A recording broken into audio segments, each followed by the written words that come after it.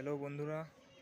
তো আমার চ্যানেলে এটি আমার প্রথম ভিডিও। তো যে সমস্ত দাদা বা ভাইরা এসএসসি জিডির জন্য প্রিপারেশন নিচ্ছ বা আর্মি পুলিশ এইসবের জন্য প্রিপারেশন নিচ্ছ, তো তারা আমার চ্যানেলটিকে ফলো করতে পারো।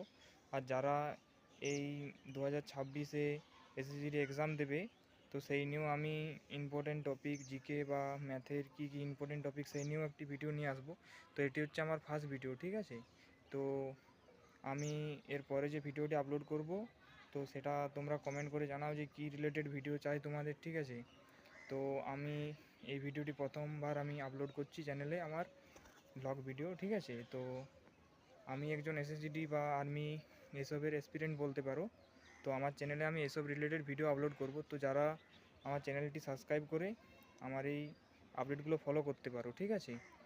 তো আমি এরপরে ভিডিও যেটি আপলোড করব সেটি তোমরা কমেন্ট করে জানাও যে কী রিলেটেড ভিডিও আপলোড করব। আর সামনে যাদের এসএসসিডি এক্সাম আছে, তারা এক্সামের জন্য আশা করছি প্রিপারেশন নিচ্ছ। তো আমি ওয়েস্ট বেঙ্গল থেকে জেনারেল ডিস্ট্রিক্ট থেকে বিলং করি, ঠিক আছে। তো আমার ডিস্ট্রিক্ট হচ্ছে বাঁকুড়া। তো যারা বর্ডার ডিস্ট্রিক্ট বা নকশাল ডিস্ট্রিক্ট থেকে যে সমস্ত ক্যান্ডিডেটরা আছো, তাদের জন্য পরীক্ষার জন্য অল দ্য বেস্ট অগ্রিম, ঠিক আছে। আমিও পরীক্ষা দেব। তো আমার প্রিপারেশন ঠিকঠাকই আছে আপাতত, এখন মক টেস্ট দিচ্ছি, ঠিক আছে। তো যারা নেক্সটে পরীক্ষা দেবে বা প্রিপারেশন নেবে ভাবছো, তারা আমার চ্যানেলটিকে সাবস্ক্রাইব করে পাশে থাকতে পারো, ঠিক আছে। আর যে সমস্ত ভাইরা ভাবছো যে আমাদের এবছর বয়স হয়নি, পরের বছর দেবো, তারাও এখন থেকে প্রিপারেশন স্টার্ট করে দাও, কারণ এখন কম্পিটিশান অনেক বেশি ভাই, ঠিক আছে। আমি এবারে দিয়েছিলাম, আমার মাঠে হয়নি, আমি কেটে গেছিলাম, ঠিক আছে। তো ফিজিক্যাল আমি রয়ে গেছিলাম, আমার নাম্বার ভালো ছিল, 102 নাম্বার ছিল।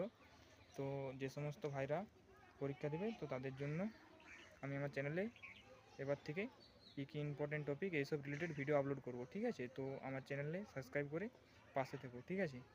আর আমি আমার ফিজিক্যাল এক্সপিরিয়েন্স বা আমি কীভাবে 5 কিলোমিটার আমার দৌড় মানে বাড়ি থেকে কমপ্লিট করে গেছিলাম, কিন্তু কোনো কারণবশত আমার ওখানে হয়নি, ঠিক আছে, আমি সেই সব রিলেটেড ভিডিও আপলোড করব।